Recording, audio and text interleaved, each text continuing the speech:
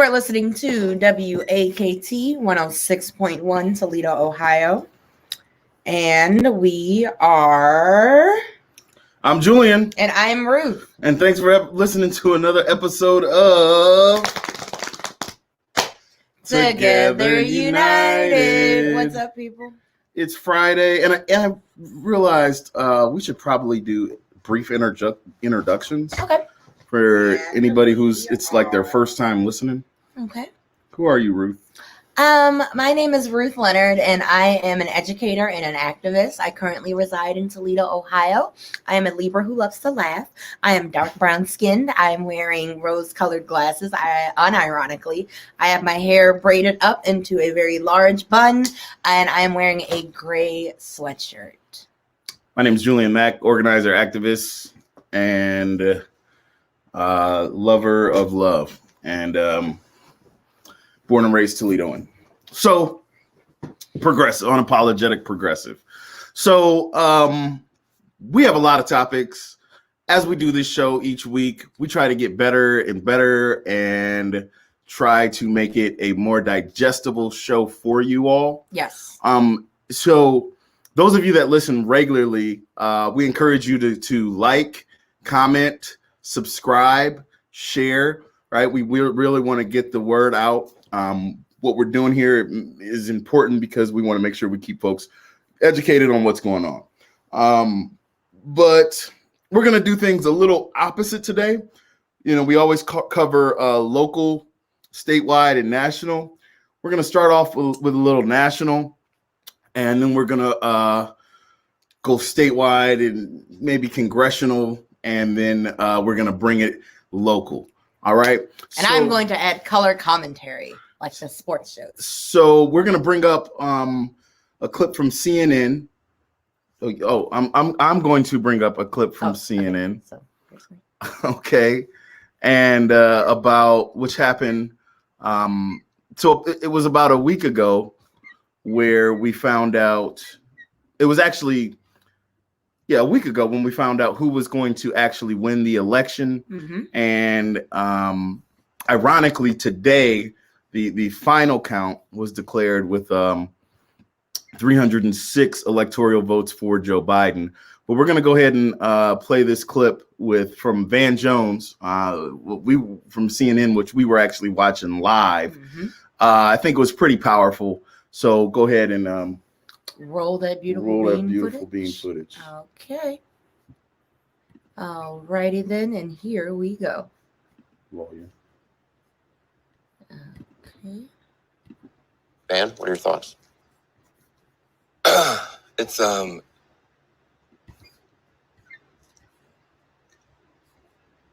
easier to be a parent this morning. It's easier to be a dad. It's easier to tell your kids character matters. It matters.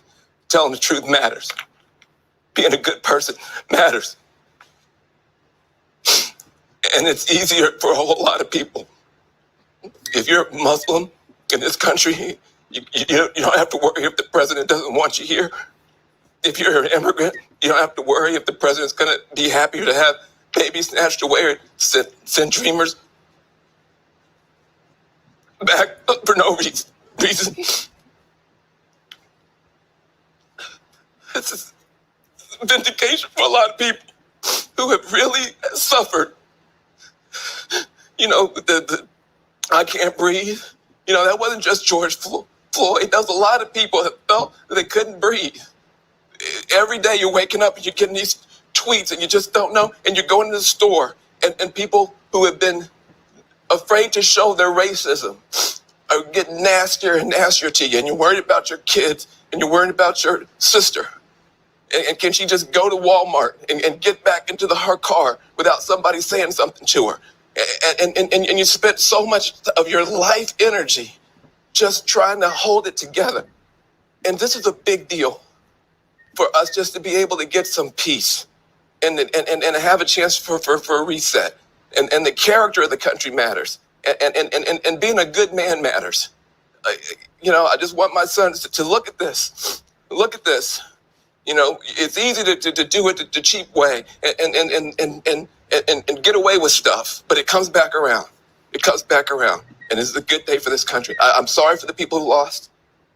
For them, it's not a good day. But for a whole lot of people, it's a good day. Lord? Yep. So that was Van Jones. And Ruth, what were your thoughts about that? So watching it initially, I was moved by it because it's rare to see Black men able to express their emotions. Even in watching him fight back his tears, I knew that there was a lot of heart that was being poured into what he was saying. Really? I was a little. Hold on. Okay, go Let me ahead. finish. Go ahead. But then I had to take a moment to like really look at all of Van Jones's behaviors throughout the Trump administration, and it felt a little less authentic. I think that there's something to be said for the fact that he was just very chummy. Like, I think it was the Correspondence Center, I think the first year, that he was buddy, arm in arm, hugged up with one of the Trump sons.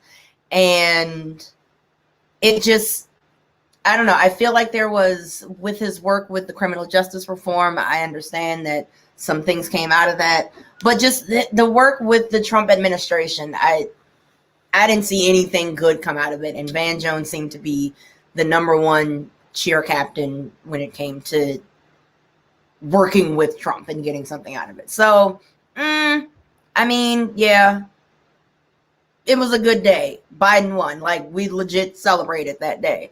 Yeah, like right after we saw that, like as that came on, I was texting folks like, yo, where we gonna meet at?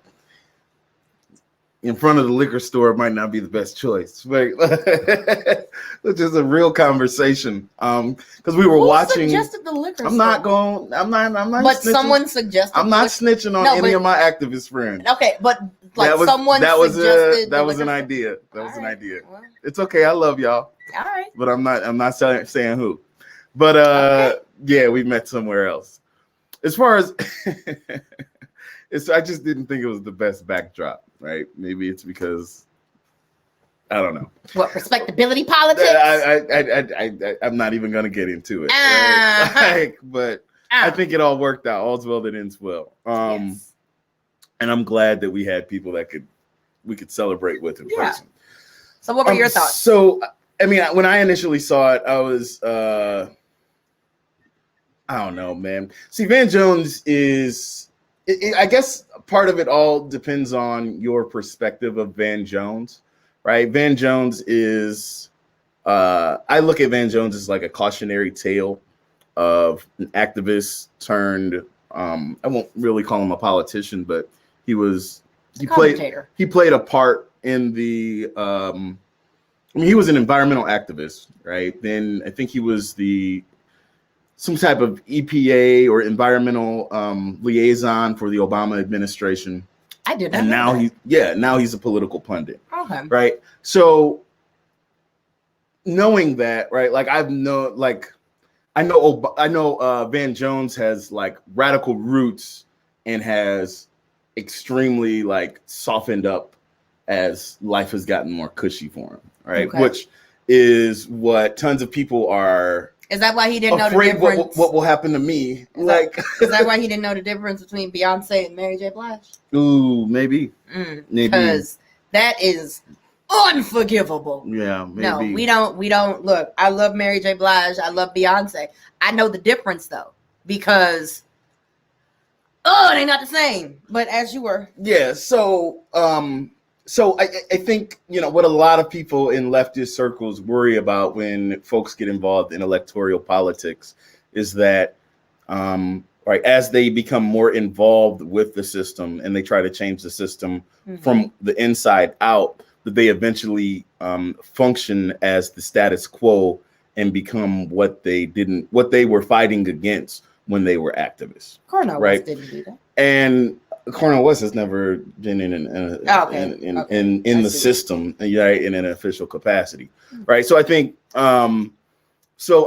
that's so. Then then you see the pictures of Van Jones and Ivanka and people from the Trump administration over the past 4 years, and it felt disingenuous at first. But look, I am not one to. I think one thing we should allow more is stop being so skeptical of Black men when they cry. You know what I mean? Or when they get emotional. I thought he was letting out healthy emotion. And like, as I, so like that was my initial reaction. But as I continued to, as I continued to go throughout that day, right, I realized that many of us were experiencing like, it was such raw emotion. There was no way to tell how that might come out of you.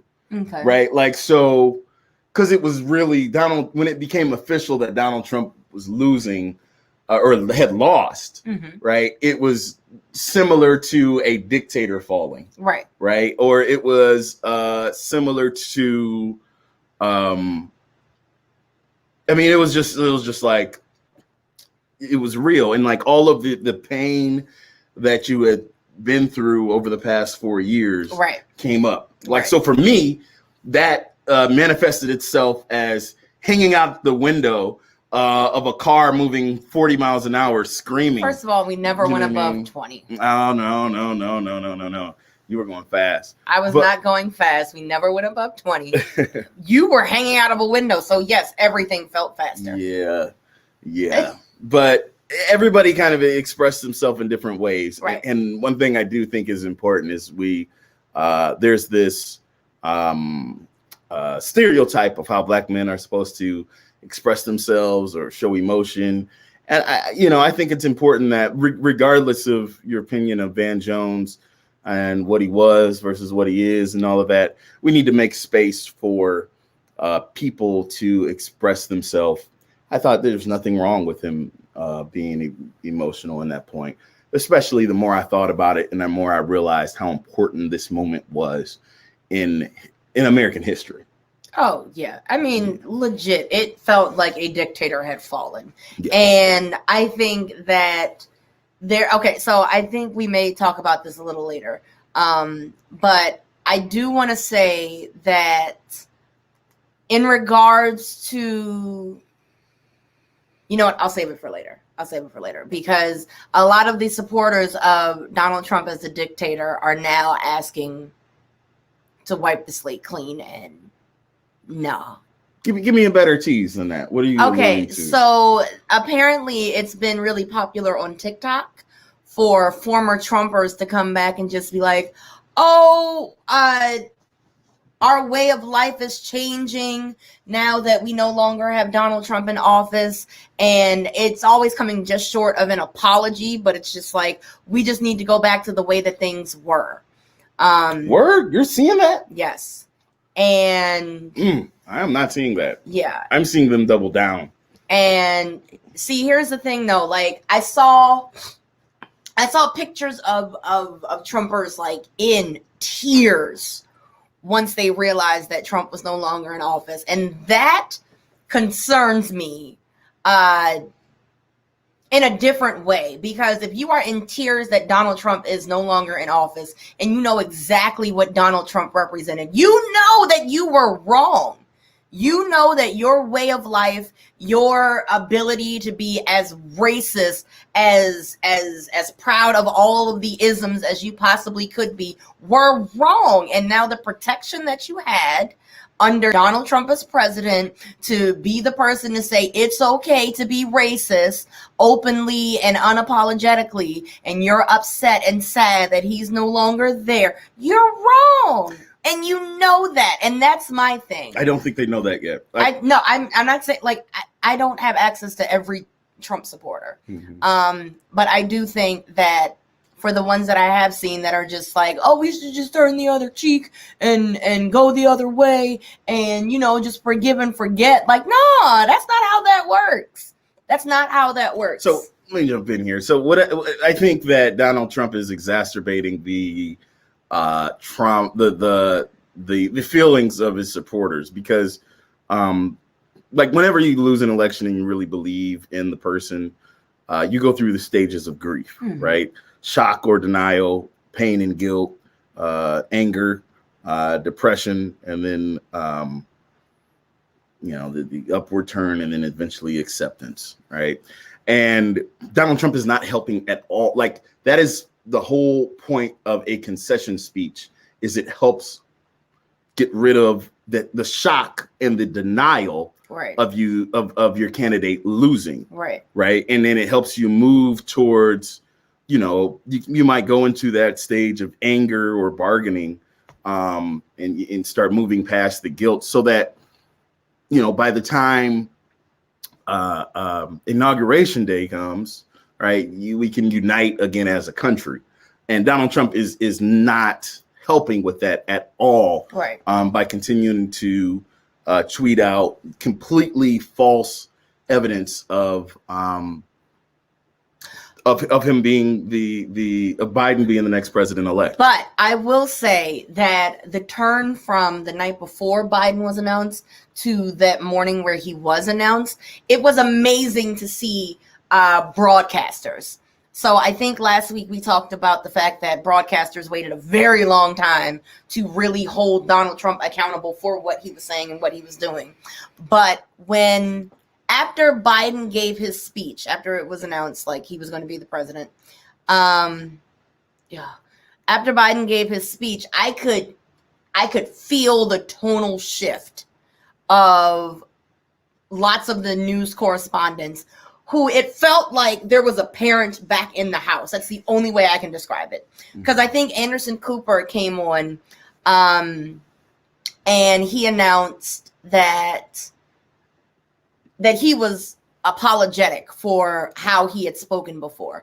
And he was just like, I should know better as a journalist, blah, blah, blah. And even that level of accountability, because I'm still not there. Like, I'm not at the point of saying, oh, I'm sorry for saying mean and hurtful things about Trump supporters. No. Look, I said what I said. I meant it. I'll say it twice when we're not on the air because FCC regulations.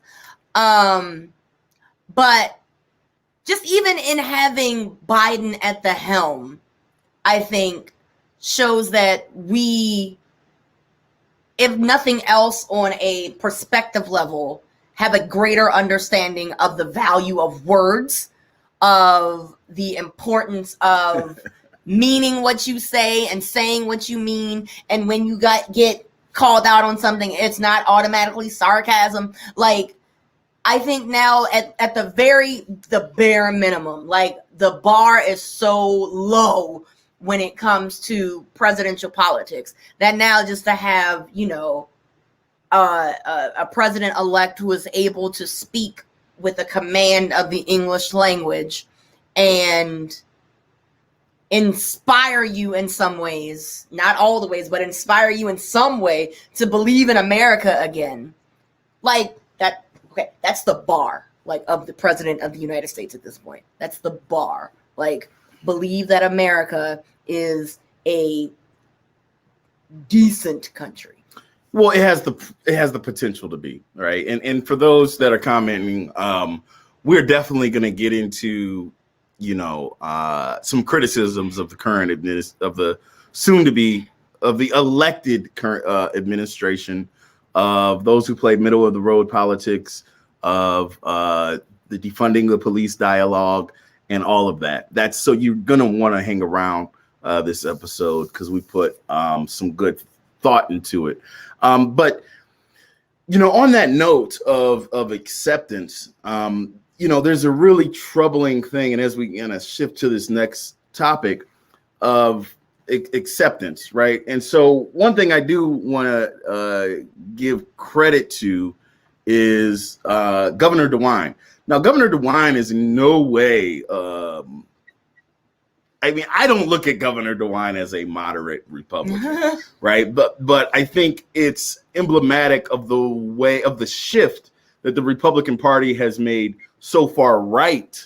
And they've gone, like, from the time, like, say, from 2010 until now, the Republican Party has moved so far right. There are Republicans that are calling for DeWine to get impeached. That's how wild things have gotten. Right. And so, I felt like this didn't get a lot of publicity, but this clip right here. It was actually put on Twitter, but this is Governor DeWine accepting the results of the election. Ohio Republican Governor Mike DeWine is acknowledging Joe Biden's win in the presidential election. He joins a growing list of Republican allies to President Donald Trump who are calling the 2020 race over. DeWine endorsed Trump for a second term and says the president has, quote, every right to bring legal challenges contesting election results, but said Thursday it appears Biden will be the next president. Katie John.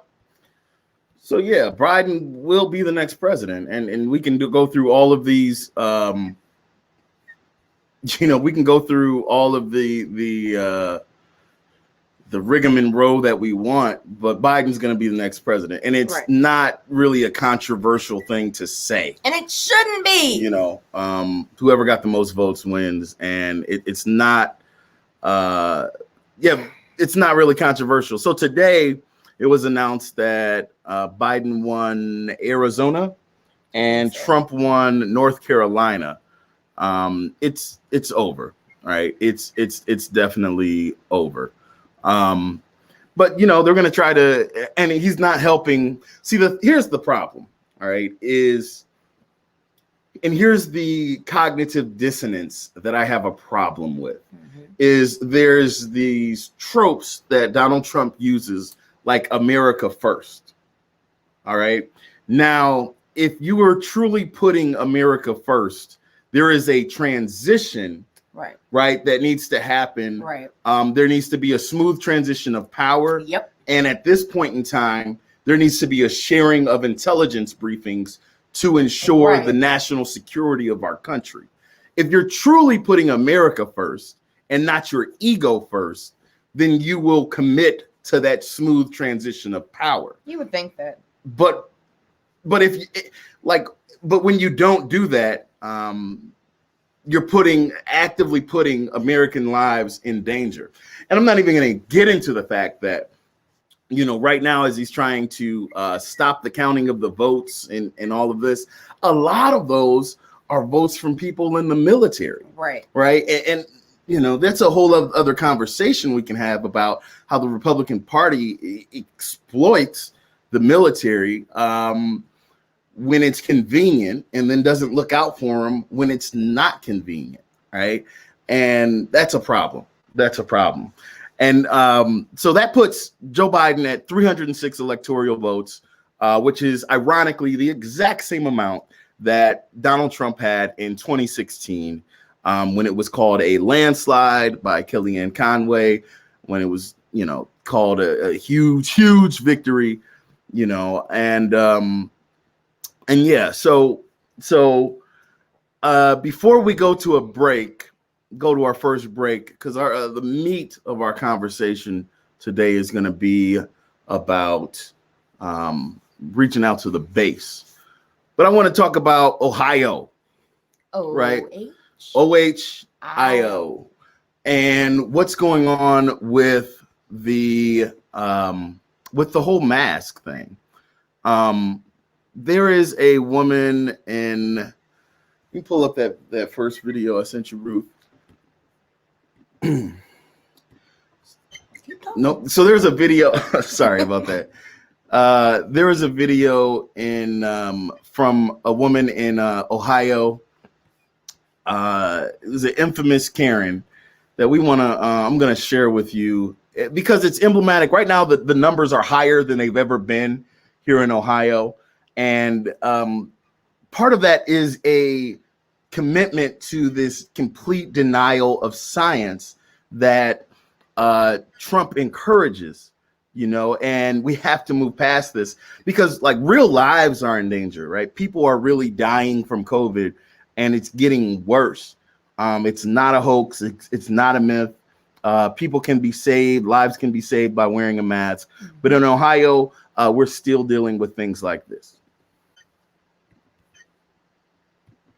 I came in here. It's my birthday, November 8th. Well, if it isn't our favorite Karen. I'm trying to have breakfast with my boyfriend, and I'm being forced to wear a face mask. If I don't wear a face mask, I will not be given a table. So I'm being denied the right to eat. In the middle of a pandemic, she fails to adhere to the guidelines. Oh, thank you, ma'am. I'm okay. I don't wear a face mask. So thank you, ma'am. Thank you so much. This lady. My heart breaks for this elderly woman just trying to help Parrish, but also protect herself. How are you? I'm pretty Can we good. go outside and talk? Sure, we're gonna go outside and talk. So the restaurant calls the cops. Nurse. Here, real quick. Okay, So you don't want to wear a mask to go in here, which it's their rule. It's how is it their rule? She just told me that it's the governor's mandate. So I I said so it's not their rule. but they're enforcing it. That's how they want to run their business, with masks. If you don't want to wear a mask, go somewhere else. And she pulls the same BS we have seen previously. You have to wear a mask. I do not. Yes, you do. Why is that? It's by the government. You have to wear It's a a mask. mandate. It's not a law. I know, but you have to wear a It's mask. not a law, sir. Like at the DMV, What grounds? Your rules don't require a face mask. and the gym, Planet Fitness. I shouldn't have to be forced to go somewhere else. I'm being discriminated against. Yes, I am. It's my birthday. Discriminated against because it's your birthday. It just happens to be a face mask. So what's next? Am I going to be forced to take a temperature check to eat breakfast? Like, I'm numb to this commentary. Like, Good job, Laura. Apparently, a bunch of people are having their breakfast ruined because you're videotaping no, about not they're wearing a having mask. their breakfast ruined because there's 5 hostesses that are 16 years old telling a 40-year-old, 45 approximately. I'm not going to disclose my age. It is my birthday. Great argument. So with all the election news sweeping the nation, the thought of coronavirus still remains, but clearly has been pushed to, let's say, the middle of the news cycle. We are still in a pandemic. Nearly 240,000 Americans have died through the intentional incompetence of a man who has run the country like he has run his businesses into the ground. But like Trump, Anna E. Parrish discards the science and continues her unfounded arguments to rail against the deadly virus. She's from Ohio, right? So let's check out what's happening in Dayton, home of the Flyers, shall we? The National Restaurant Association's Restaurant Law Center counters every argument Parrish has. The guidance addresses the claim that it is unconstitutional for a restaurant to require a diner to wear a mask when not eating or drinking.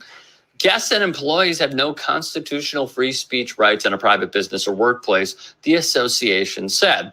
So, off the bat, she's over one. But what if a guest refuses to wear a mask because of a disability? If a guest has a medical or disability-related condition that may require an accommodation, then the restaurant must consider the reasonable accommodation it can offer the guest. However, and this is important, a restaurant need not accommodate a guest if doing so would impede the business's ability to safely provide its goods and services. Bingo, checkmate, game over. Raimondo, I'm sorry. Raimondo. Sorry. So Raimondo, So she can't feel her hands because she was. So that is Anna Parrish, and I actually happened to see that video. Anna Parrish is from the Cleveland area, and the fake outrage, or the false outrage, I guess you can say, is what is so infuriating, right? Like there are.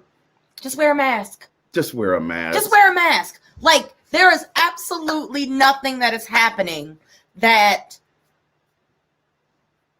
if you're going out for your birthday, if you're like leaving your house to go out into the world in the middle of a global pandemic and the governor is telling you to wear a mask, wear a mask. I mean, you want to eat there. You made the decision to get into your car, drive to the restaurant, go into the restaurant and sit down and say, I want to eat here. I mean, legit. Most restaurants, you come in with your mask. You just sit down and you take the mask off and you order your food. Like, and if they say, we want you to wear a mask until your food gets to you, and you say no, just order it to go. Like just but like I don't understand. And then the belief that it's discrimination. Right, so We're that's using discrimination Yeah. to talk about masks now. so and that's what is troubling, is this reverse psychology, this gaslighting, like this false outrage, right? Where they claim discrimination when really it's just about protection and public safety. Yet those same people, that same demographic of people, when we have legitimate concerns of police killing people in our community He should have complied. without any consequences at all, there's there's tons of excuses on why there shouldn't be accountability. All right. And so those two dualities continue to be so frustrating. Goodness And gracious. as we speak, I mean, there are people driving to DC for the Million MAGA March. I don't know. Have you heard of this? Is that the thing with Alex Jones? I don't know who's throwing it. Okay. But there's a Million MAGA March where I'm sure there will be very little mask, if any at all. If there and are it's very few people too. more it's more super spreader events. And I don't know how to stress this enough, is there are actual lives at stake here, right? Even if it's not your life, you can save your neighbor's life. The serious look, we're all tired of COVID-19, but unless we work together as a community to do common sense things and to help stop the spread, then it's going to continue to get worse and worse. I saw something and that worse. said if your way of life has to change drastically if we go back into the quarantine, then you are the reason why we have to go back into quarantine. Oop. It's as simple as that. Yeah. Like legit, I go to my internship, and I'll admit it, I go to Target. I go to the grocery store. Everything else I do in my car because I'm not trying to, get COVID or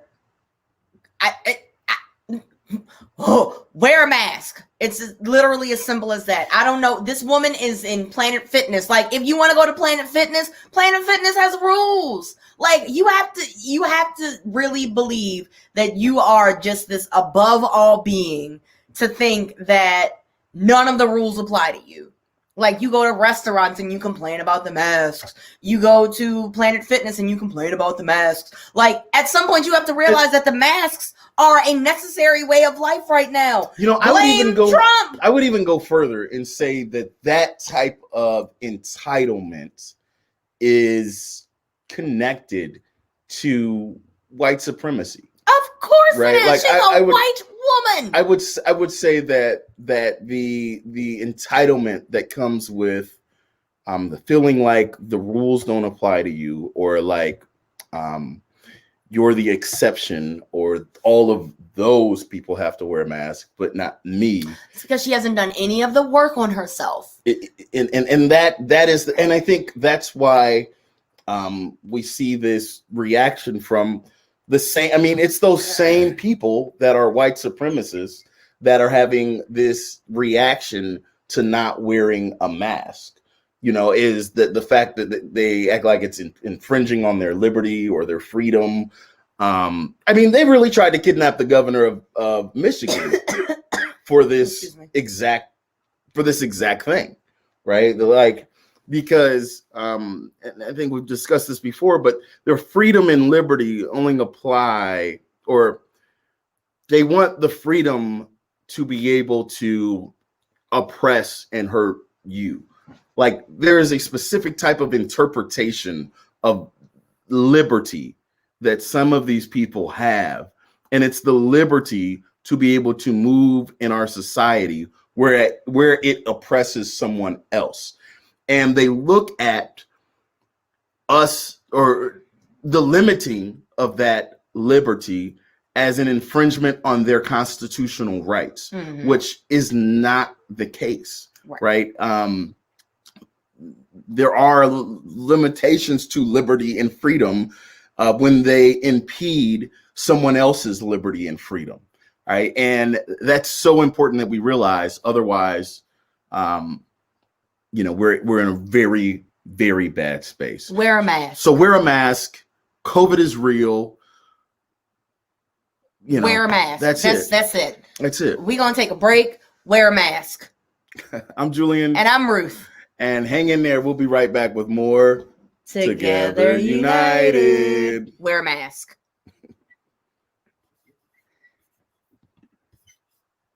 Okay. All righty. What's up, guys? What's up, y'all?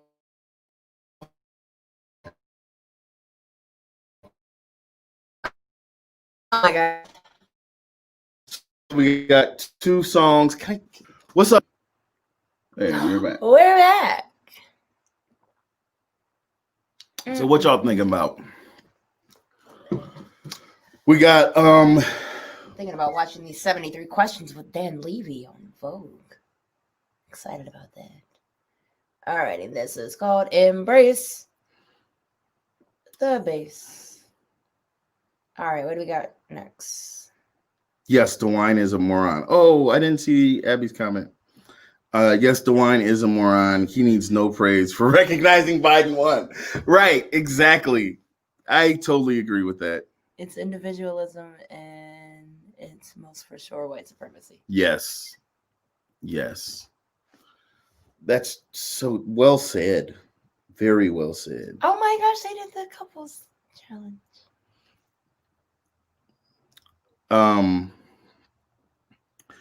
So yeah, y'all, like this COVID thing is really getting serious. And we're about to shut down. Everything's gonna shut down, and you know, I'm really concerned about us not getting the proper. Yo, we need that money. Run that stimulus check back. You know, so I'm a little concerned about that. For all of the days, all of the weeks. Yeah. Yeah, but talk to us. Yeah, run it back again. I need a stimulus check. Like, I'm trying to figure out the order. I'm gonna play this in. So I'm really proud of these clips we're about to play, y'all. Like, really proud of these clips. So if you're watching, please hang on. Comment. Yo, I'm on YouTube now, so you can watch it on YouTube. Subscribe, Julian Mack. You can find me on Twitter at Golden Rule Mac. I know the stimulus isn't happening until next year. You know, that's a thing. I can wait till next year, you know, but just January 21st, run that check. You know what I mean? Run that check. But yeah, we got some really good clips. I'm really proud of the clips today. Let's see. What else did I send you? They're all nothing. Oh, I gotta charge my phone.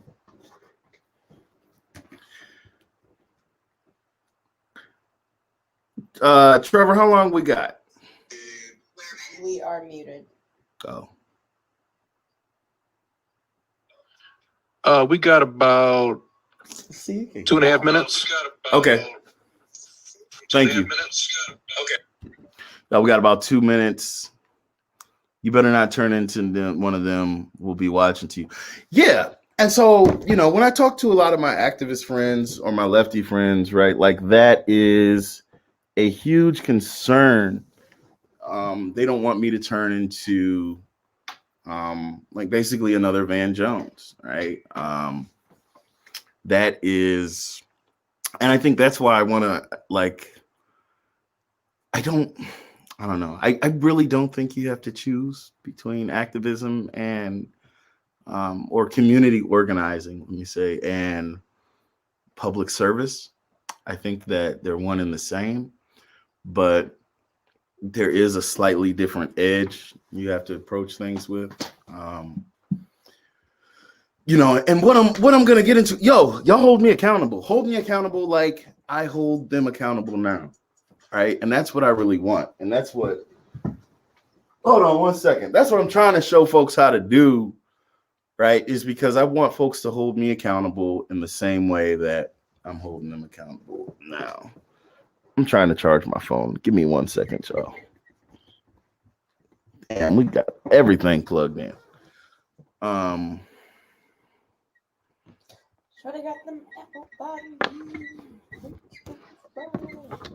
So yeah, the thing is, oh yeah, and I don't take it as nothing but love. And that's the thing. Like there's in particular, there's a city council person we're probably gonna call out before this episode's over. And that don't mean we don't like her, you know. It's nothing but love as well. You know what I mean? But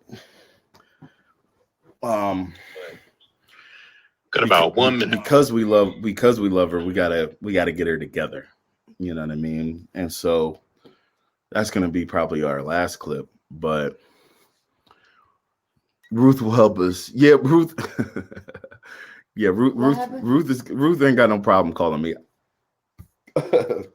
Ruth has no problem calling me to the front and call you to the carpet. Let's yeah. get it together, hun bun. Yeah. Yeah, but it is all all right, y'all. Got about 20 seconds. All right. We got about 20 seconds. What is it? WKAT 106.1. All right. Y'all, you can listen to us at 106.1 or 10, ToledoRadio.org. 8, 7, 6, 5, 4, 3, 2, 1. And we're back. Hopefully you enjoyed that brief commercial break or song break. And remember, you can listen to us. We go live on WAKT 106.1. Or you can go to ToledoRadio.org.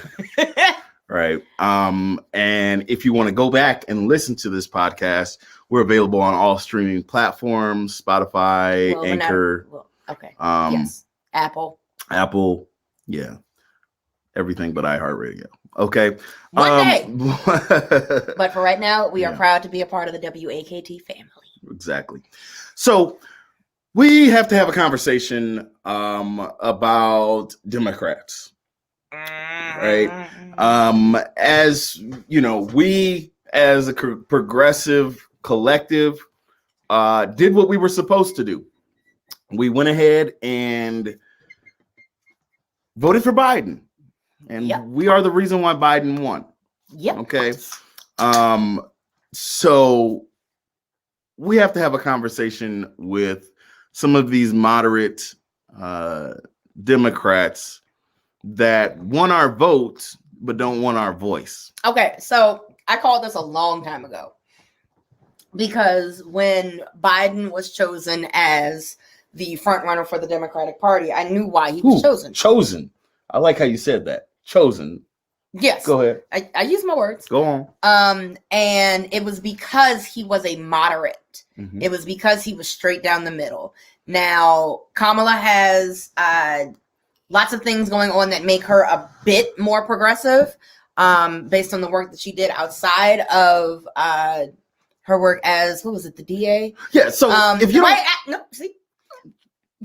if you don't look at Kamala's work as a prosecutor and you look at her work as a senator, she's one of the most progressive senators in the United States Congress, right? But if you look at her work just as a prosecutor, right, then you're gonna, prosecutors lock people up. That's what they do. Like some people will be like I don't know, man. When people have that conversation, like yes, the prison industrial complex is a huge problem, especially in the biggest state in the country, most populated state in the country, California. And if you're the top cop in that state, you're going to lock up a lot of brown and black people, even if you are relatively progressive, because of the weight of that institution and how it pushes you. Yeah. And so, I All right. So what we're gonna do is we're gonna. I was in the middle of talking. Oh, go ahead. So as I was saying, I knew that the Democratic Party was trying to do an overcorrection of, instead of having any semblance of progressivism, that there was going to be a strong moderate selection in Biden. And the problem with moderate Democrats is that there's never enough passion or power to make any real changes. It's always about maintaining the status quo. And Biden is the status quo because Obama was the status quo, and he was a brown status quo, but it was still the status quo. It was still, let's do all of these things in the public while we do these backdoor dealings in private. And it was definitely an unfair, how can I put this? It was a way to keep people appeased, to appease the masses, right? By being really loud about the things that you're doing really well and really quiet about the things that you don't want anyone to know about. And that's all I think moderation is, because when you have any type of challenge from Republicans, and this has been my most recent criticism, when you have those challenges from Republicans will dig their heels in.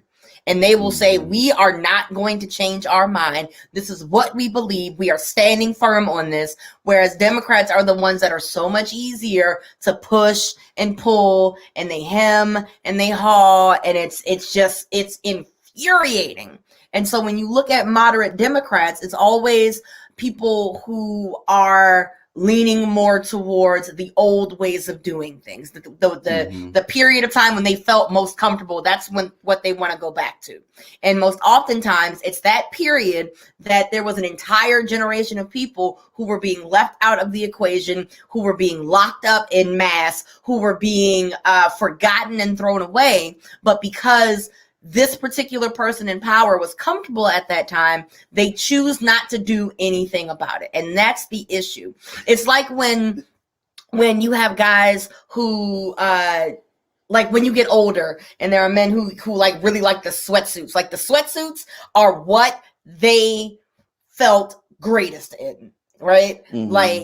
Like the one dude from The Chi, whatchamacallit's dad, he wears a sweatsuit, he's got the Bluetooth, because that's a period in his life that he felt most comfortable. People get trapped and they have that arrested development of fashion, but the same thing happens in political spheres. Now, I'm sorry, I want to get this out, because the one thing that I do appreciate,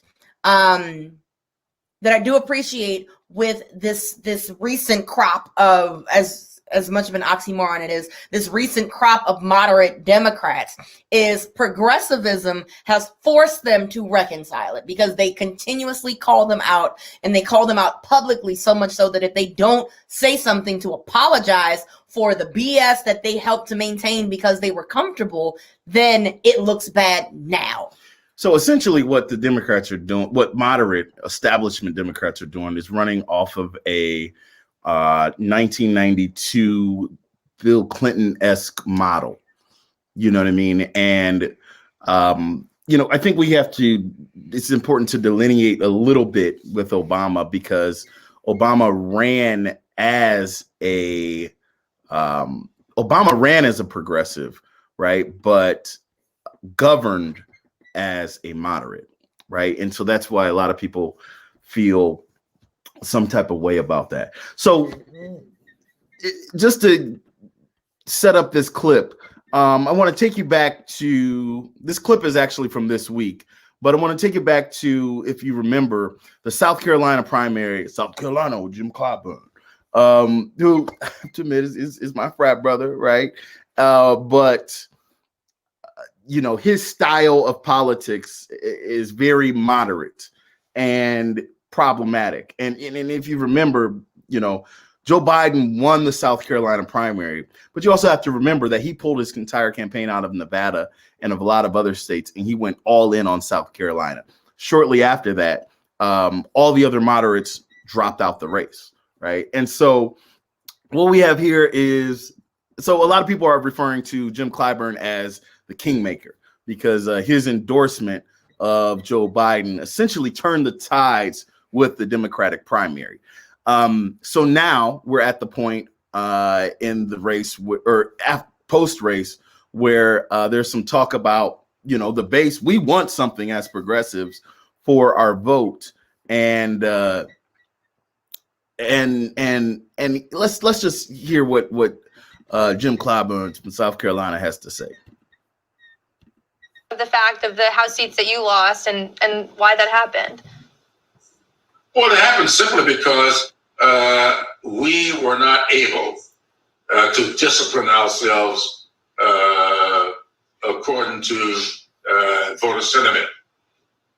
We keep making that mistake, this foolishness about you got to be this progressive or that progressive. That phrase, defund the police, cost Jamie Harrison tremendously. Now, I'm not saying it was the only problem. You sound kind of mad, Congressman. It sounds like you're blaming the more progressive members of your party for holding folks accountable or to a standard that doesn't work in their district. Do you blame the progressive members? No, I don't blame progressive members. I want everybody in my caucus to be as practical as I am. That's the difference here. How are you going to look at me and say I'm not progressive? This foolishness about you more progressive than I am, that's poppycock, and I'm not going to listen to it. If you could have a caucus meeting right now and you would or tell folks what they should do differently, given the losses that we have, what would you say to them? Stop sloganeering. Sloganeering kills people. Sloganeering destroys movements. Stop sloganeering.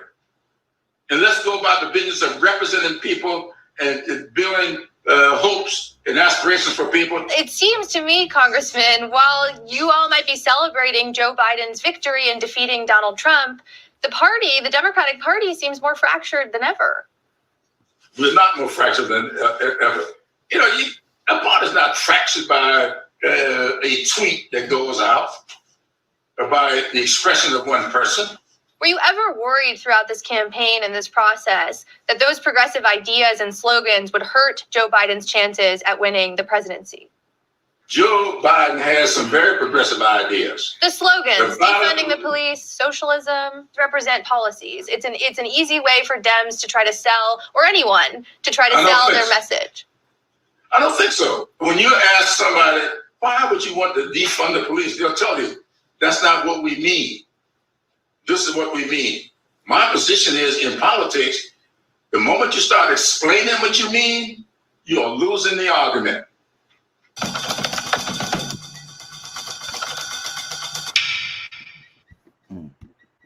So that is Jim Clyburn, South Carolina. So, okay, I think you all can see that why we had to pick that clip out. These moderates are a problem, right? And I want to quote this. Embrace the base became a real big thing on Twitter this week, and I actually want to quote Alexandria Ocasio-Cortez with a quote that she said on Twitter. The idea that politicians can control activist messaging doesn't make sense. They don't work for us. Our job is to listen and develop our message, own it, win it, and lead. Civil rights movement didn't poll well at the time either. MLK was disliked. Does that mean he wasn't effective? Boom. Right. And I think that is, I'm not sure where we're like, they serve us. We don't serve the politicians. The politicians serve us. And without a doubt, the future is progressive, right? And you can look at a lot of these reforms. Like if you want to talk about defunding the police, you can look at Milwaukee, right, where George Floyd happened, and many of those reforms that we're just now talking about in Toledo and other places around the country were already implemented there, right? And at some point, you have to counteract what happened, the inflation of the budget, with a deflation and redistribution of resources. It's not that complicated for folks to understand. And, I would even go a step further, and I want to point out that these moderates in Congress, the ones that lost the seats were moderates. The progressives kept all their seats. AOC kept their seat. Rashida Tlaib, Ilhan Omar, right? Ayanna Pressley.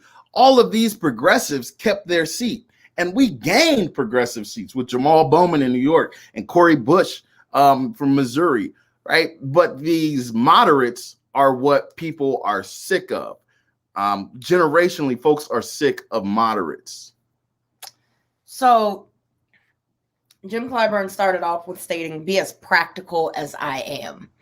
And that is one of the biggest issues I have with what he said, because for some reason he has that same mentality that practicality means that we can't move forward. Practicality means that we don't look towards making the future better for our children than it was for us. For him, practicality is once again maintaining the status quo. That's all practicality is. Don't think too big. Don't dream too loud. Don't speak too much. Be practical. Make sure that you don't disrupt the status. Make sure that you don't make too many people afraid of you because you speak with your hands or you get passionate when you're mid-conversation. So no, he can be practical over there. I'm going to be progressive. We'll start with that. Next up, stop sloganeering. So for some reason, he believes that defund the police is the thing that ruined the election this year. Jamie Harrison was a black man running in South Carolina. What I don't understand, though, is we've been saying Black Lives Matter now for years, and we were the only ones saying it at certain points in time and in history. We were told to shut up. We were told to sit down. We were told we don't know what we're talking about. We were told all lives matter. We were told by churches, you matter, but we can't go any deeper than that. We were told every version of sit down and shut up. And now, finally, after 7 years, you're starting to see, oh, I get what you mean. So his belief that sloganeering ruins candidates or ruins political movements or that's BS. Poppycock. That's malarkey. I feel like he doesn't understand how human beings work, because for all of the ridicule that I have for the amount of television that I watch, and I know it's self-ridicule, but slogans work. That's why you have slogans, because they're catchy, because they get people to understand immediately what you're talking about. Sloganeering works. I'm sorry. It is what it is. And then for the whole issue of defunding the police, and then you having to have a larger conversation about what that means, I'm sorry, you're talking to the wrong people, because defund the police means defund the police. Now, there may be different iterations of it, but it comes down to the same thing. Money needs to be taken out of the police budget and reallocated into other budgets in a city. Now, whether or not you understand that has more to do with you than the person you're talking to. So this is a problem, right? And now we're at a tipping point. Right, we're essentially with the 2020 election in overtime, where we have a runoff election between Reverend Warnock of the Ebenezer Baptist Church and John Ossoff versus the two Republican incumbents, basically for the entire game. This is for all the marbles.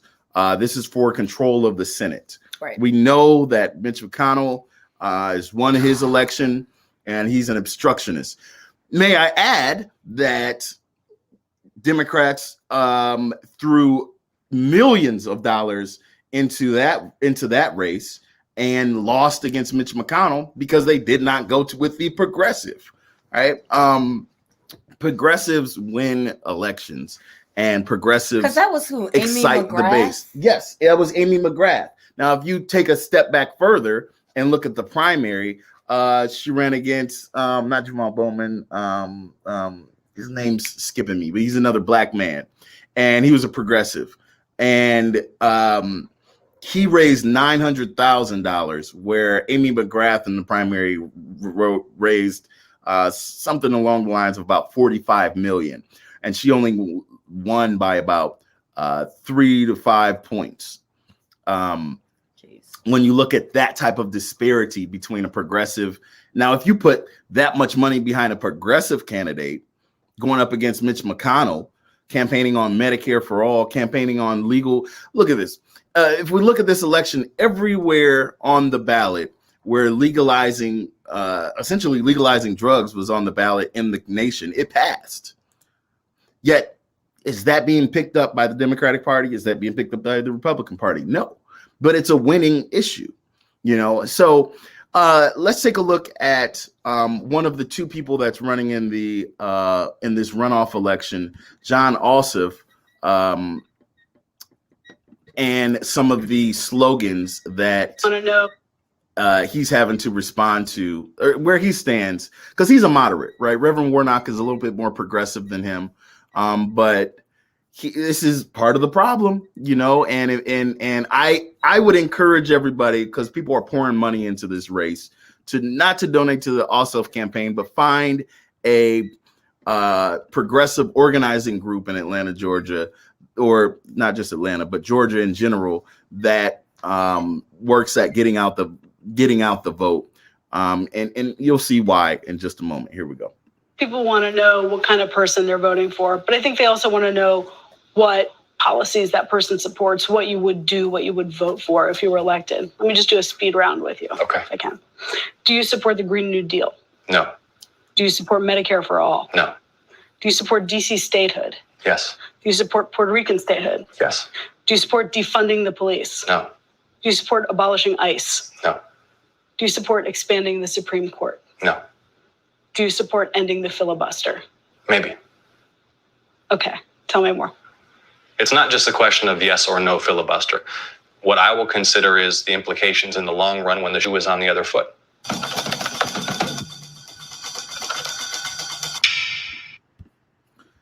And so when we talk about like trying to get voters excited, first off, hopefully if you're in Georgia, you get excited and you vote. And even though Ossoff isn't everything you want him to be, we need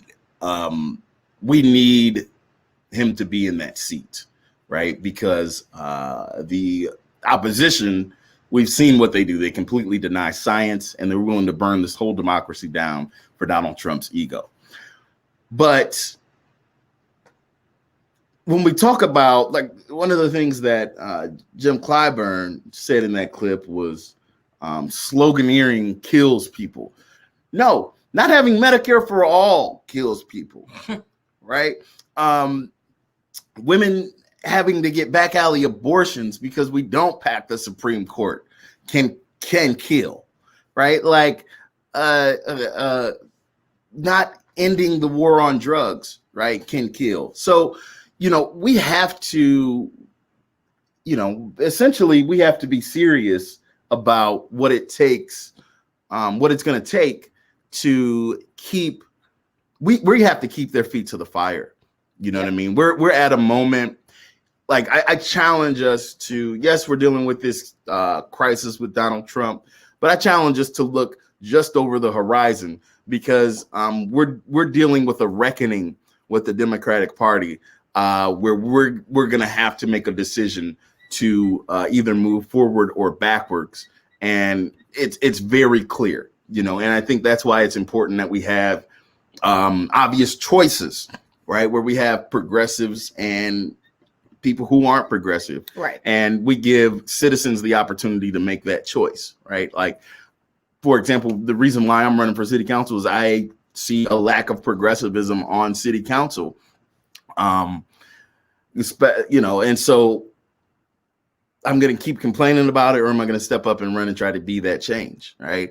And you know, the what folks have to go through as progressives is just so much more, because essentially they have to fight the Republicans and fight their own party. Right. And one of the things that became very clear in this primary is that moderate Democrats are better at fighting progressives and are willing to hold the line more with fighting progressives in their own party than, you know, than their effectiveness with fighting Republicans, right? You will hear, you know, middle of the road establishment Democrats call out the progressive wing of the party faster than they call out the bigotry and those on the Republican end that function in bad faith arguments and aren't being genuine.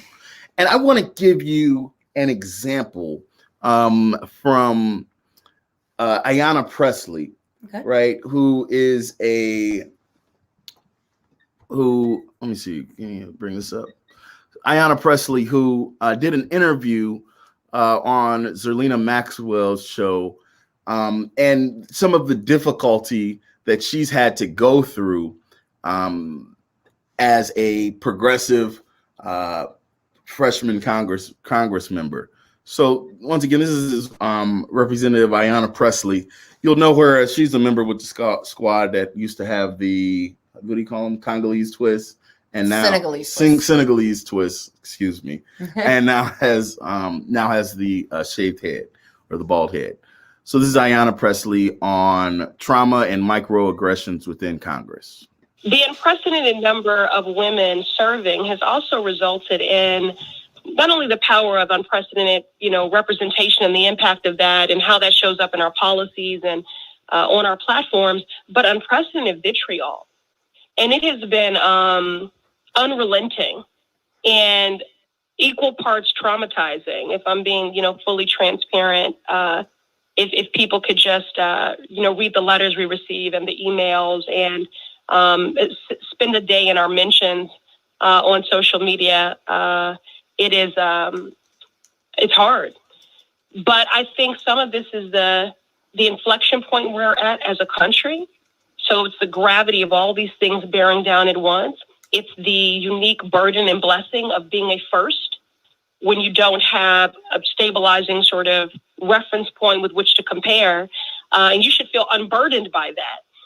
But because you are quite literally charting a new path, because you are the first, I'm the first person of color, first Black woman to represent the Commonwealth of Massachusetts in the 230-year history of our delegation in the U.S. House of Representatives. And so that is disruptive. I think what's hurtful is I expect the other side to weaponize my identity, to weaponize how I look, something I can't even, control.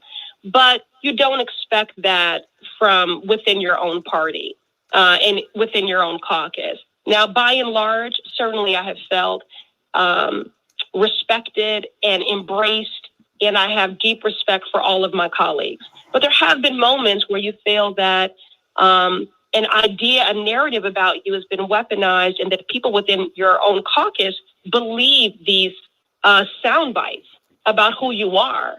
And what I would liken it to, and I'll just end here, is that being the kid that was on scholarship at an affluent white school, I thought that I had figured out the currency that this culture that I was a part of valued, and that I had earned that currency.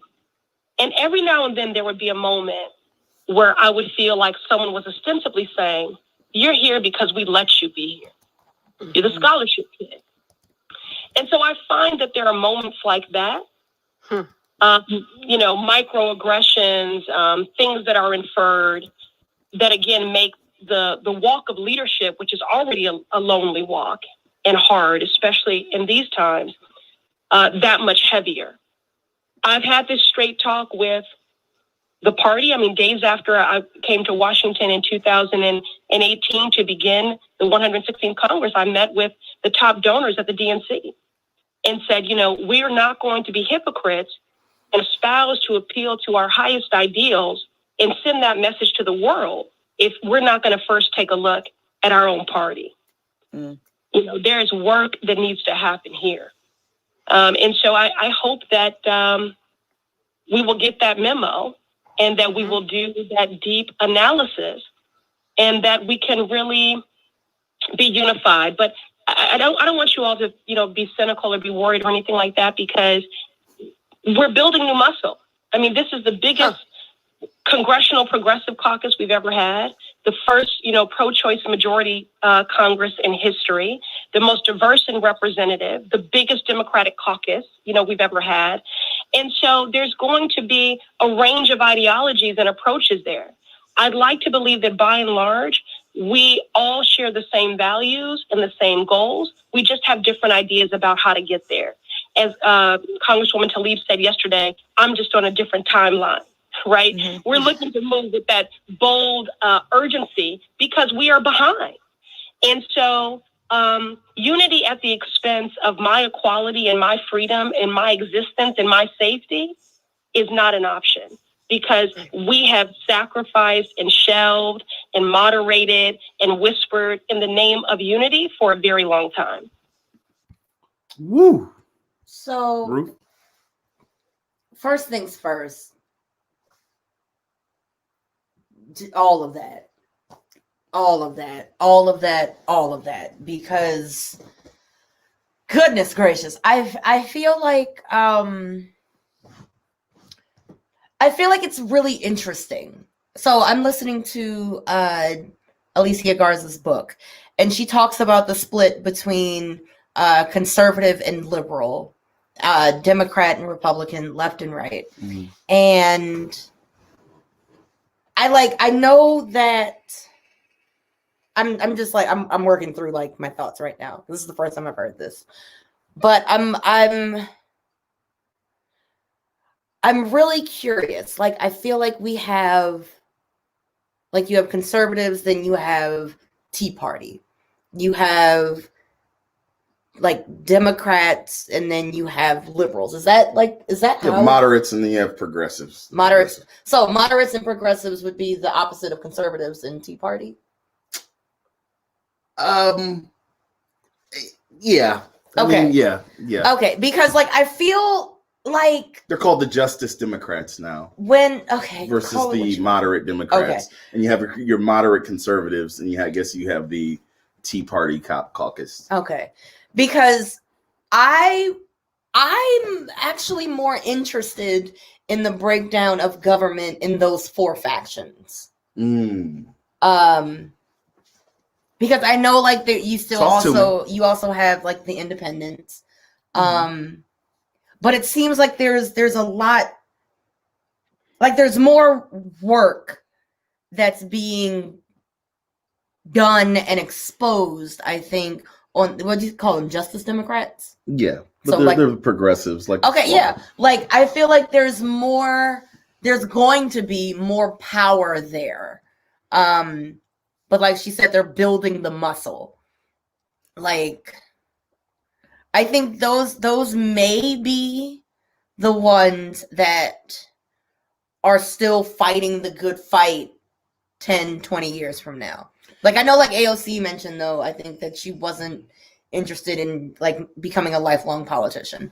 But I think that there's an ideology there, that building the muscle, that having to call it out and name it and refusing to back down at the expense of everything that Representative Presley named, like safety, humanity, all of it. Like, I want to believe that is the direction that the country has to start traveling in. Yeah. In order for there to be, like, not even a reckoning, because with the reckoning, like, I keep thinking about this one quote, in order for healing to happen, respect has to show up. And I feel like we haven't made it to the point of like healing, but we still need that respect of these women who are doing this work, who are fighting this fight, who still have to It's like being a black woman, like legit. Yeah. Like you got to fight against men, you got to fight against white women, you got to fight against white men, and then on some level you still got to fight against black women. Like there are all of these internal fights that I think for a long time I at least wasn't made privy to it. The infighting that takes place and how it's more derogatory when it comes from inside the family. Yeah. I mean, without a doubt, like it's what MLK I think was saying about the white moderate, right? It's tougher to deal with than the Klansman, right? And I think I appreciate there's a level of authenticity, right, in speaking truth to power. That is what needs to happen, right?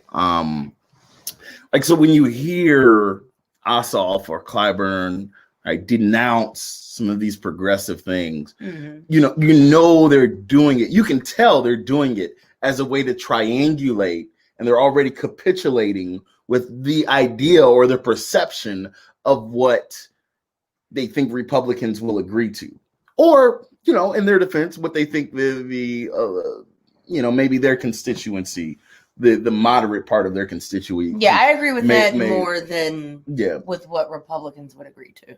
Well, because and the thing is I think, and Presley alluded to this, like I think with what Democrats want is essentially the same thing, but the core of this kind of battle between progressives and moderates it's like diluted, right? Like so I was listening to something a podcast and the person talked about like it's like the warm beer versus the chilled vodka version, right? Like, so wait, are the moderates the warm beer? Yeah, the moderates are the warm beer and the progressives are like the chilled vodka straight, you know what I mean? Okay. And it's like, you have to have so much more of the warm beer than the chilled vodka. Like they both have alcohol and they're both going to get you to where you want to get to. But one is much more potent, right? Powerful, and effective. Okay. You know what I mean? And so, it's like, even if we compare this to say Biden and Bernie, right? Like they both want more health care for people. Right. Right. But Biden is the warm beer. Let's expand the Affordable Care Act. Right. Whereas Bernie's like, bam, let's give us Medicare for all. Medicare for everybody. You know what I mean? And it's like straight to the point. And the thing is when we dilute the points that we want so early in the political discourse, and then you have bad faith actors on the other side of the aisle with Republicans who don't want to negotiate in good faith at all. Right. That is how we end up with this terrible legislation. Right. You know what I mean? Because we're starting off from a position of weakness. You know what I mean? And that's what I mean by when I say moderate Democrats are better at fighting progressives than they are at fighting Republicans. Oh yeah, I definitely agree with that. It is because they start off in this position of weakness already with this diluted version of what will genuinely make society better. And then they water it down more to the point where it's so weak, it doesn't move the needle far enough for the people that really need it, right, and are in pain and that are hurting. And that's like the core of the problem, especially on the federal level and in Congress, right? Is there's disconnect with, we've even felt this on a local level, right? Where, you're going to talk to the mayor. Oh, are you going to say something that extreme to the mayor? You know what I mean? Or why don't you tone down that defund the police thing with the city council? Be as practical as I am. Yeah, be as right. Exactly. Exactly. And what has that, I challenge y'all that think that way to say, what has that practicality got us? Where have we, look at the policies, look at where we are as a community and as a society, and where has watering down our message and watering down what we really want got us, right? But the thing is it takes leaders who are willing to speak truth to power, unapologetically, to get to where we need to get to. Right. And unless we have that, we're going to continue to be in a bad place. All right. So on that note, I want to talk about where we are, right. So on that note, I want to bring up one more clip from a newly elected Congresswoman, Cori Bush. And I think this is from earlier today. Cori Bush is from St. Louis, right? Me and Ruth had the opportunity to meet Cori Bush. When she actually came to Toledo to speak at the Martin Luther King celebration a couple years ago, and spoke very eloquently about what was going on. And but I mean, what is so important, I think, and what we really want to underline is like why it's so important to have like activists and organizers who practice speaking truth to power on a regular basis. Yep. Versus like we have enough businessmen who try to inflate numbers and put up a facade, right, that things are better than they really are. Right. So Cori Bush was elected, and I think they had like I don't know if it was like an orientation or what happened in Congress today, but she was was able to be around her soon to be co-workers earlier today. So here's what happened.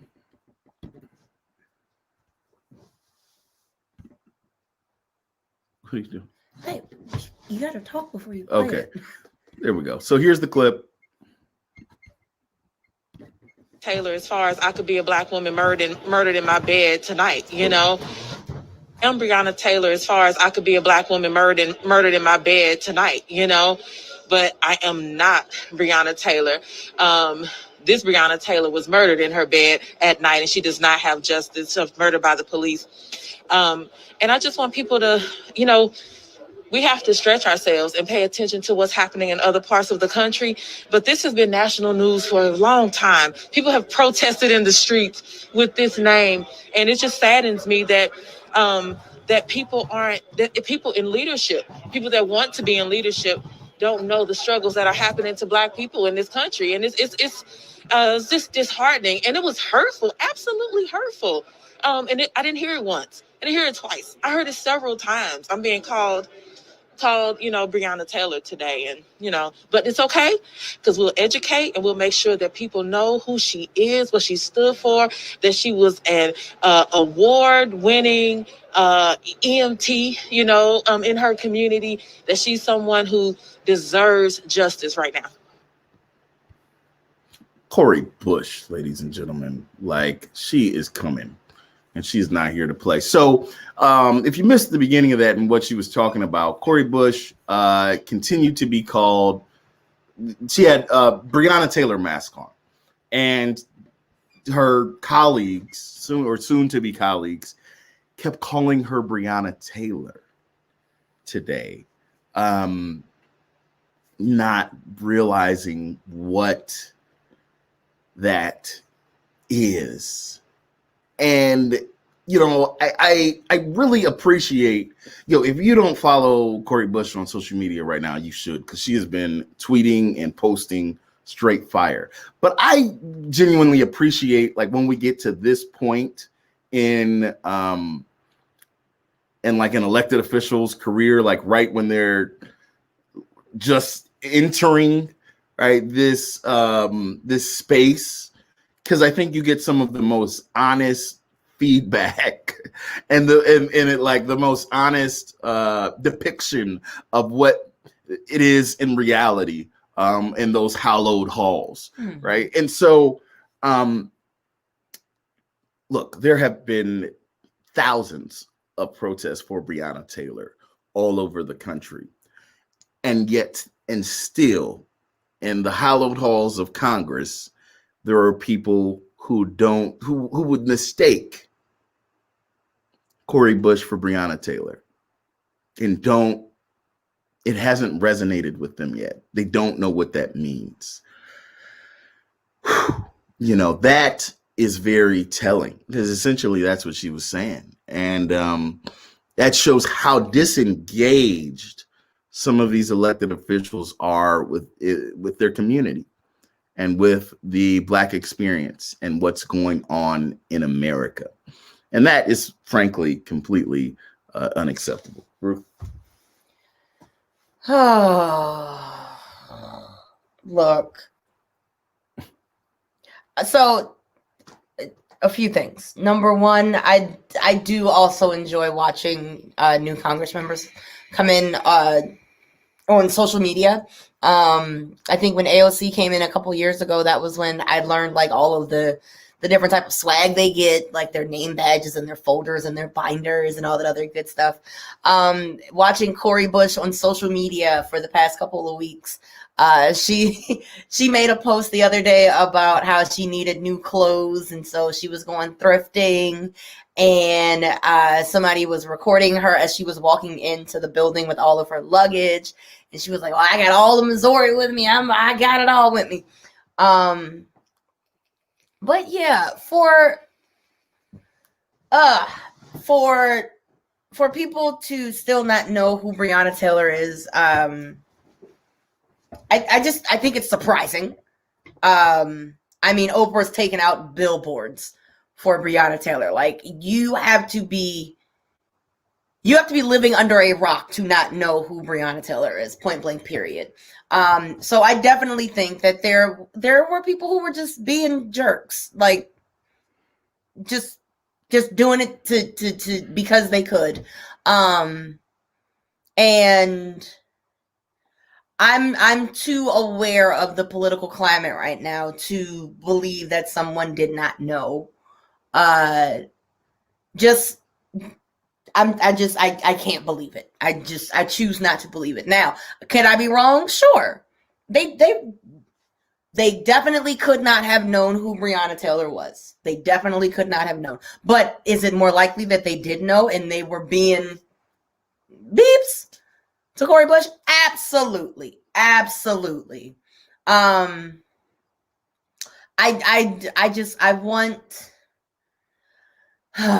I hope and I pray that the Justice Democrats, I believe they're called, I just want them all to like really coalesce around each other and really hold each other close, because they all have to build this muscle. And while you have the squad who came in with a fire and a fight within them, and they all kind of congealed together, there were still a lot of other powerful women who came in under that Congress, who were able to, be the backbone just as much of the Justice Democrats. So, oh gosh. I gotta jump in here because here's the thing, right? And here's what Representative Clyburn doesn't understand, and maybe even also, I'm not sure, I haven't heard him comment much on like criminal justice reform or things like that. We need him to win though, right? Like, if you're in Georgia, vote for him. But here's what the moderate Democrats need to understand, and I'm going to pull up a quick chart right here about folks voting. Right. So, it's been said before, but I want to say this again. Progressives won this election and Black people won this election. Let's look at, so if you're looking at this chart, these are the rates of voter registration that occurred And so we're right now, if you're looking at, May 18th, I'm explaining it to people on the radio. If you're looking, if you're listening, so like if you look at May 18th, there's voter registration dump of 4.9%. May 20th, 5%. May 22nd, 6.4%. And then if you look at, May 29th, when the Atlanta George Floyd demonstrations began, it jumps up to 10.6%. Then the next, that next week goes up, June 4th at 11.9%. And if you even look at the next days, it goes all the way up to 16.1%, with voters between 18 to 29 who registered to vote, right? Like this is what won the election. When you look at those tight margins in Georgia, right? And frankly, it's in, all of these other urban epicenters, like that was the game changer, right? And I even remember, there were times where activists around here registered people to vote.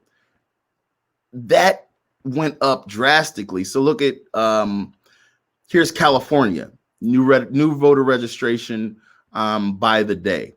So you're looking at about so if we're looking at May 23rd, you're looking at just over 10,000 people who are registering to vote each day. And then all of a sudden we hit May 29th, May 30th, it goes up to 15,000 people per day. And then if we look at June 2nd and June 3rd, all of a sudden we're looking at over 30,000 people a day that registered to vote directly after the George Floyd demonstration. Right. Okay. Now let's bring it full circle. Those are people that want to defund the police. Those are people that believe in Medicare for all. Those are the people that delivered the victory for Joe Biden. Don't run away from the base now that you won, now that we got you in office. It's time to embrace the base. It is the future of the Democratic Party. It is the present of the Democratic Party. That's who won this election. Organizers, activists, protesters are who won this election, are who registered folks to vote. And the numbers don't lie here. So it's time that, there has to be a reckoning. There has to be a reality that comes to fruition where we see what is going on and what needs to actually happen here. Unfortunately, they're not going to. They're going to continue to find comfort in being moderate Democrats. And it's not going to be until there is, when you look at the House or you look at, the House, and you look at the amount of Democrats, and then you see and you break down the amount of Democrats by how many are moderates and how many are progressive, and the amount of progressive Democrats begin to outnumber the amount of moderate Democrats. That's when you'll see that there is a full embracing of the base, because who's there now, they don't care. And here's what's going to end up happening. Right, exactly. So we're essentially, what I think you're saying, Ruth, is we're going to have to take over the party, right? Like there's a lot of different theories on which way we should go as quote unquote the left. Right? Do we start a party of our own? I think that there's already infrastructure there, you know what I mean, as a national party, where we just have to take it over, and we have to start running the party. And really grassroots organizations, we see, right, like for example with Ossoff or with other races, we see how the messaging is off, right? Is disconnected, right? And now you compare that with some of the messaging of like the Black Male Voter Project that we played an episode a couple episodes ago. Get your booty to the polls, right? That was catchy, right? Like that's more catchy than your bland political advertisement that you normally see on TV, right? And that's what it's going to take is unique out the box thinking to reach those people that feel neglected by this political system, and they feel like America has given them the short end of the stick, that America has given the short end of the stick to. Yes. Right. And so we are the now, we are the present, and we are the future. And the thing is we have to walk in, we have to own it. And the harsh reality is that does mean that we have to get serious about not only combating these Republican lies. I feel like they just live in a whole different universe, yes, a whole fake world, yes, right? But we have to start confronting this narrative, which I think, like James Clyburn said, that was so toxic that people who said defund the police are the reason why Jamie Harrison lost. No, people who said defund the police are the reason why Joe Biden won, because those grassroots organizers got folks to register to vote and got folks, those text messages you kept getting, right? Those weren't from the DCCC. Those weren't from that was from organizations and organizers and grassroots groups that collected information and got folks out to the polls. Right. And so I think what those in power, the moderate Democrats that are in power, have to realize is that we will use that same apparatus. We will use those same organizing skills to primary folks and challenge their power or replace them, that we use to get Joe Biden elected. Right. The time for us to capitulate to, this will be the last time that we capitulate to the moderate wing of the party, right, for the collective good. And really, it only happened because the situation was so dire with Donald Trump. Right. You know what I mean? But I don't think you can expect this 4 years from now. And if you don't show up for us, then 4 years from now, you can't expect us to show up for you. I'm Julian. And I'm Ruth. Y'all keep hanging out with us. We'll be back with one more segment of Together United. Woo! Yo, y'all still hanging with us. Thank you. What y'all think of that segment? And put a lot of effort into that. You gonna share the you didn't share it on your page. I've been doing stuff. Okay. We're using my phone to record it. Oh yeah. Good point. Good point. Yeah, y'all comment. What y'all think about that segment? I think we just gave, if I can give us our own credit, I think we just gave a masterclass in progressivism versus moderate establishment wing of the Democratic Party and where we are. I think that was like that felt good to get out. You had it on your chest. That felt real good to get out. I worked hard on finding those videos too. I hope y'all are proud of me. Yo, so we're gonna got 5 minutes, guys. I gotta take a bathroom and be right back. Oh, go ahead, man. Do your thing. We'll let you know if Joe Biden gets elected. Yo, so put some comments in there. We're gonna go and get on city council next.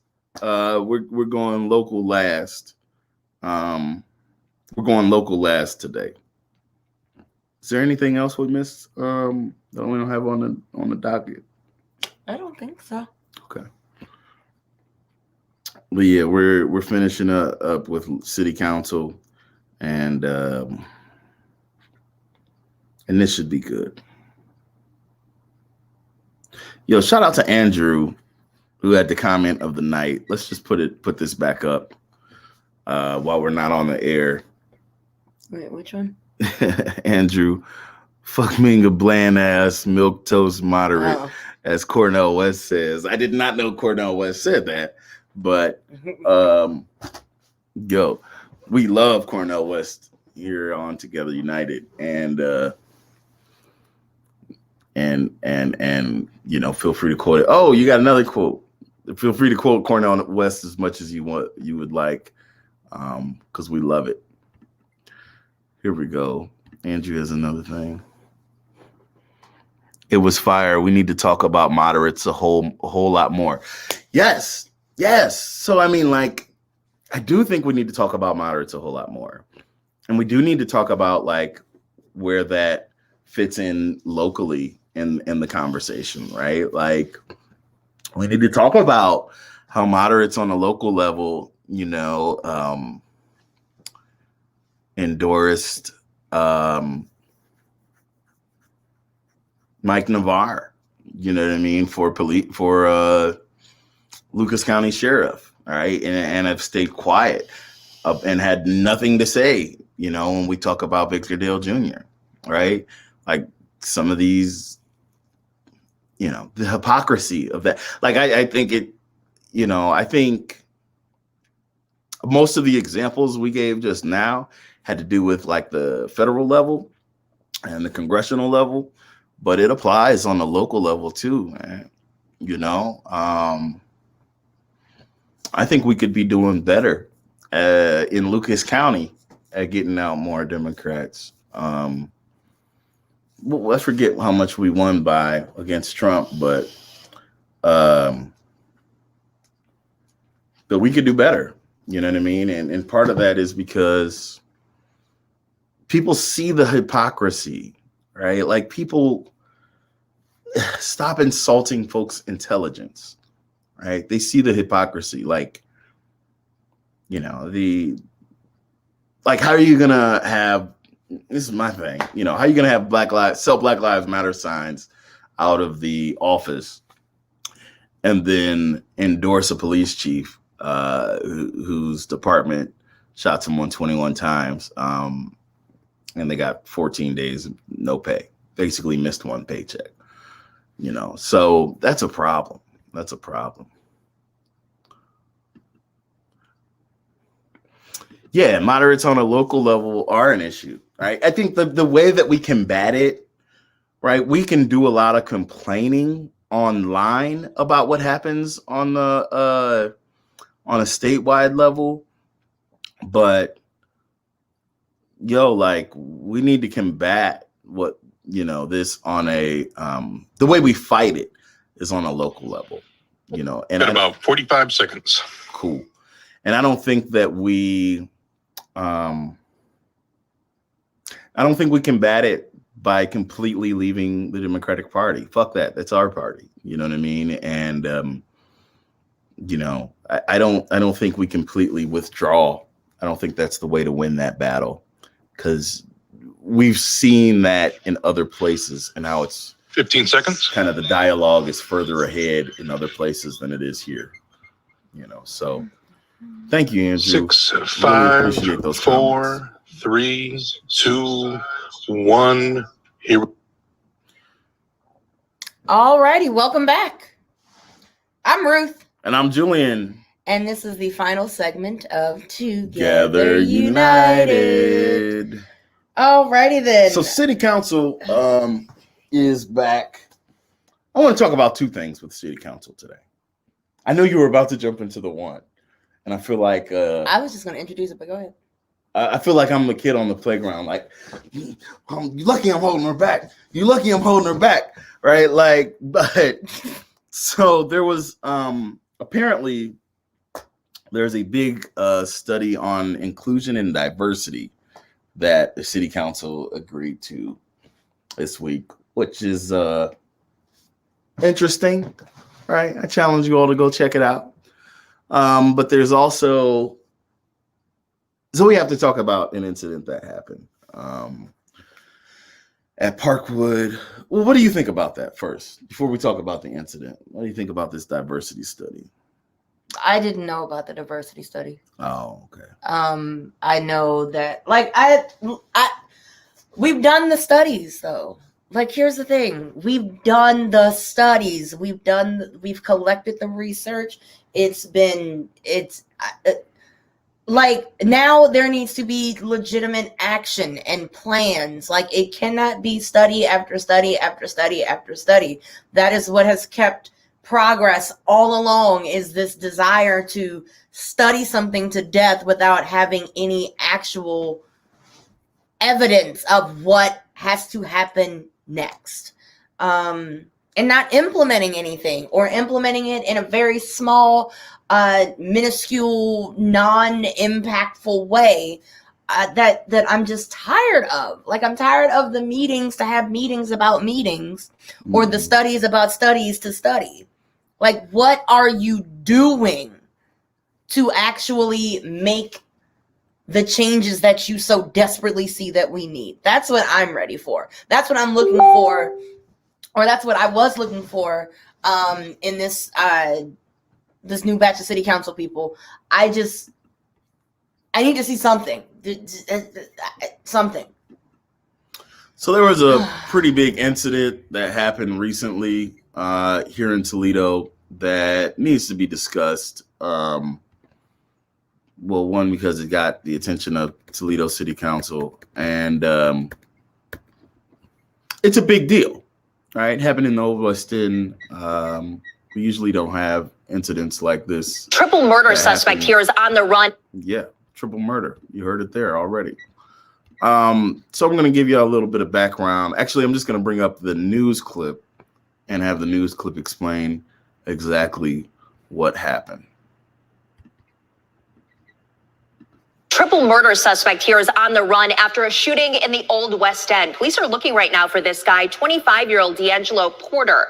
The deadly shooting happened just after 5 yesterday at the Parkwood Apartments. Carla Byron is live at the safety building here downtown for us tonight. Carla, Toledo police are still looking for this suspect, and you've learned more about the victims tonight.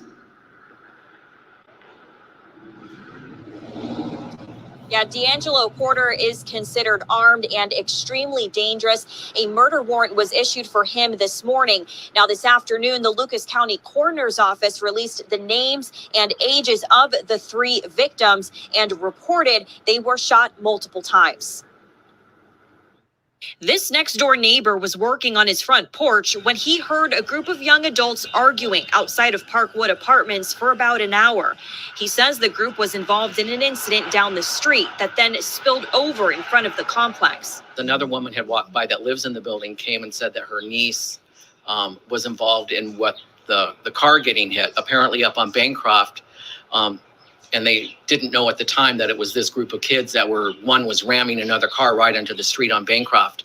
And the police had gone there and closed it off. And apparently someone had got shot on the corner there at Bancroft and Parkwood. Police say 24-year-old D'Angelo Porter of Toledo shot and killed 2 men and 1 woman during an altercation at the apartments. The victims are 39-year-old Gary Witcher, 41-year-old Deanne Hyman, and 23-year-old Tyree Ursey Jr. We've learned Hyman is the niece of Lavera Scott, the director at Lucas County Board of Elections. Scott says she's supporting her brother in this time of loss, and she has no further comment. Lucas Metropolitan Housing, who owns the complex, says the shooting was at the street level and did not occur in the apartments. Police are reviewing their security cameras. We don't have even that many like fist fights or anything, domestic violence or anything here. It's a pretty quiet neighborhood, pretty quiet street.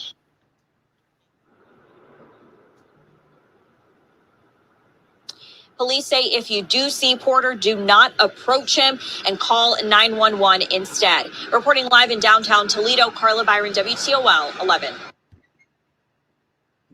New daily records for. So, okay.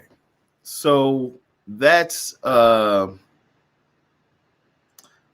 happened. You know what I mean? And it's terrible, right? It's terrible what happened. It was, multi people dying, multi people getting shot, people that have connections with, we know, and a lot of people are connected with other folks in our community. And it's truly a tragedy. And, we don't want to, our condolences goes out to the victims, because it's it seems like something that definitely could have been prevented. So let's get to City Councilwoman McPherson, who had a press conference about that, and see exactly how that went. Oops. So this was just a few days ago. Yeah, close that one because the sound is still. Okay. So this was just a few days ago, and if you're not watching the videos, you see it's one of the new city council women, Sandra McPherson, and a couple clergy and preachers, Earl Mack from Buffalo Soldiers, and the person in charge of the Lucas County. What are you doing? Fast forward. I don't listen to 7 minutes of it. Well, it's in the first couple minutes. So here's the clip. In one single year. And we're in the presidential race. The crime rate in our city has increased. The highest murder number dating back to 1980 was 60. We are now at 52 in one single year. And we're in a pandemic. 5 people were shot in one single incident. 3 died, and the city remains quiet. I have been in touch with these families during this horrible ordeal. Our homelessness rate in the city of Toledo is high, while education seems to be a challenge. Where is our moral compassion? And where is our empathy for the families? And that's why I called this conference here. I want to say to the families that have lost mothers, fathers, sisters, brothers, cousins, friends, I care. I pray for you. My heart is saddened to the gun violence that has taken over our city. And as city councilwoman, I don't have all the answers, but I'm willing to work with everybody standing here and those of you in the community. And the citizens of Toledo, as you hold us accountable, I'm holding you accountable. When you see wrong, speak up, speak out. Don't keep silent. That doesn't help our city.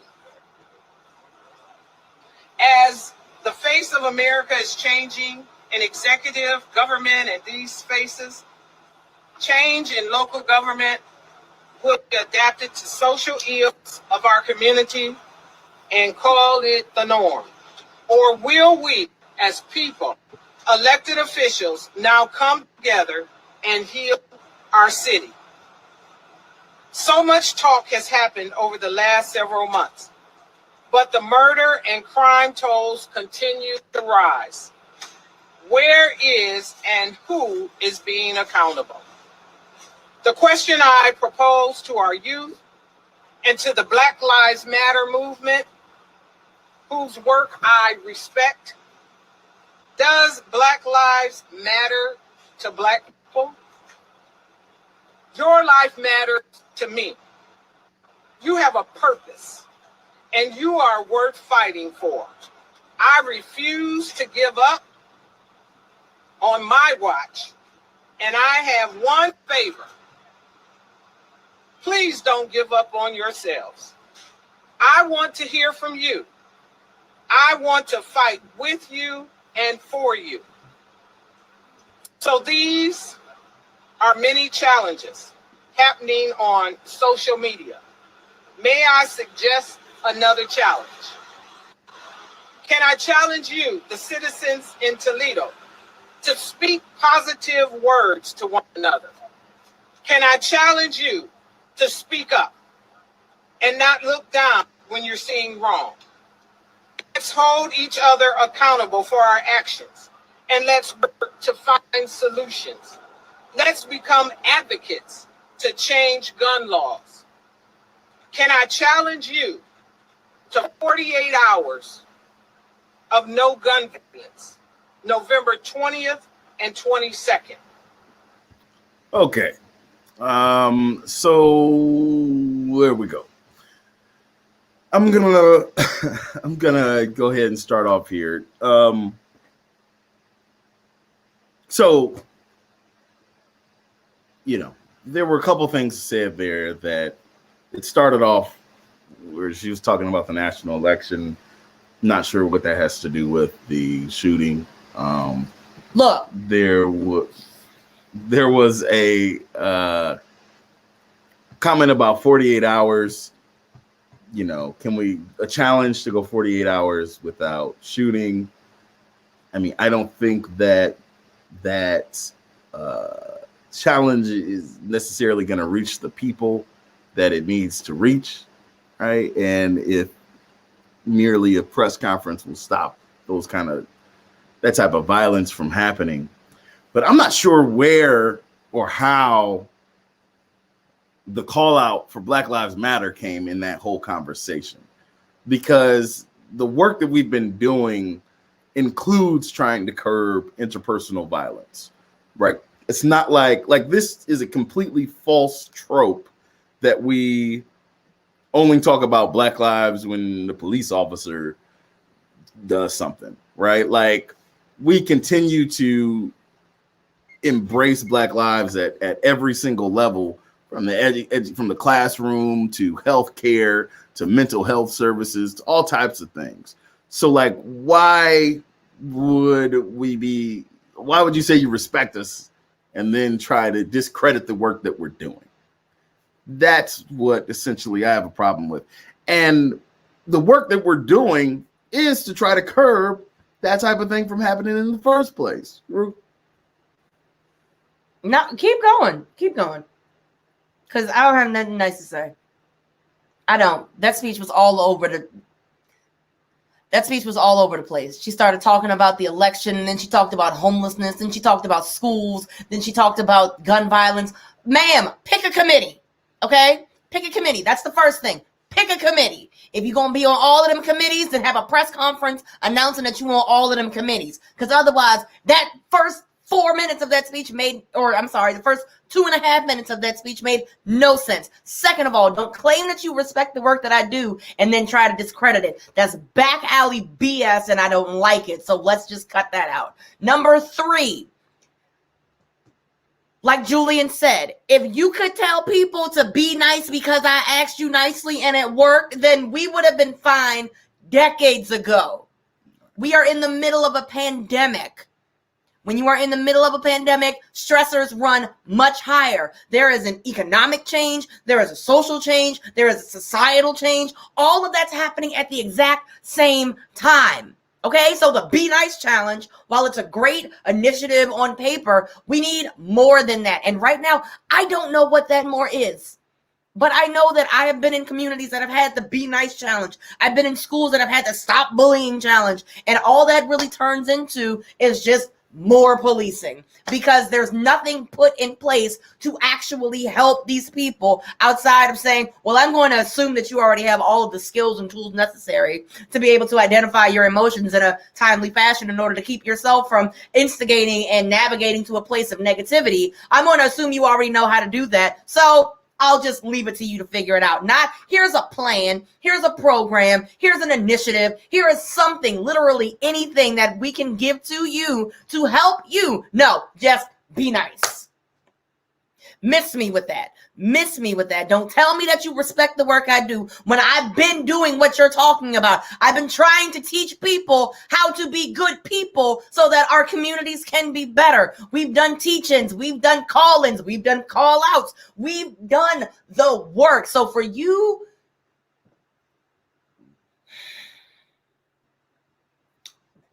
wear your mask. Yeah, so so that's the thing. Is it's important. Like, we have to realize that the work that we've been trying to do and the work that we are doing is to curb interpersonal violence as well, right? This was an issue with, you know, kind of like some baby mama drama and kids, all kind of stuff. And so what we need to do is continue to work together, but don't try to discredit each other's work, and maybe engage with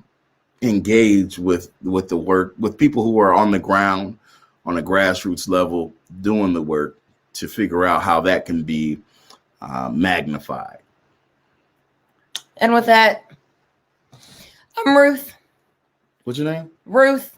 Your voice cracked the first time. Yes, it did. And I'm Julian, and thank you for listening to another episode of Together United. Peace.